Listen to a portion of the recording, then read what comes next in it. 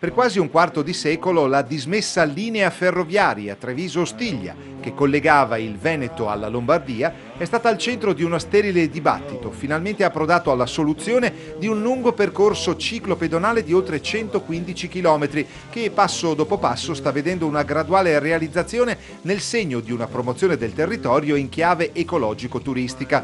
Così un traguardo significativo, la conclusione del tratto padovano, è stata celebrata nella splendida cornice di Villa Contarini a Piazzola sul Brenta, Alta Padovana, dove è giunto un nutrito drappello di amanti della bicicletta che ha percorso un tratto di una decina di chilometri nell'ambito dell'iniziativa a cura del magazine www.viaggiinbici.com. A guidare il manipolo di cicloamatori la presidente della provincia Barbara Degani. Sicuramente questo è un itinerario verde, è un percorso totalmente dedicato, quindi la provincia green, voglio dire, continua, e per noi è un momento di grande soddisfazione ma anche di grande valorizzazione del territorio, fortemente voluto dagli amministratori locali che ci hanno pensato più di qualche anno fa. C'è stata una grande discussione, qualcuno voleva farci una strada, finalmente invece viene realizzata ed viene ridata alla cittadinanza. L'obiettivo è uno: creare nuovi percorsi ciclabili per poter implementare l'ecoturismo.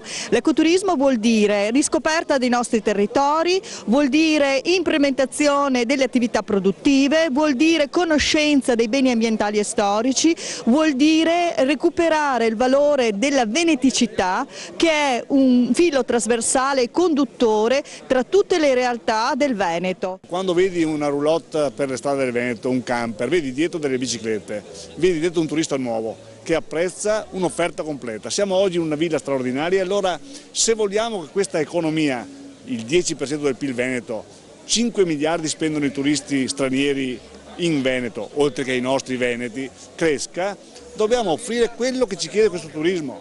Venite da noi, promuovete il Veneto, parlate bene di noi, venite qua, spendete da noi, facciamo economia, è un'economia verde. Questa è green economy, non le parole. Ora che è stato concluso il tratto padovano, comincia quello vicentino, a partire da Grisignano di Zocco. Io sono proprio partito dal mio territorio, quindi ho fatto un po' di sterrata per la verità per poi raggiungere Campodoro, però è veramente molto bello, quindi essere a contatto con la natura credo che sia motivo veramente di interesse per tutti quelli che vorranno partecipare, insomma, da oggi in avanti a percorrere questa, chiamiamola veramente un percorso naturale che è veramente entusiasmante percorrerlo.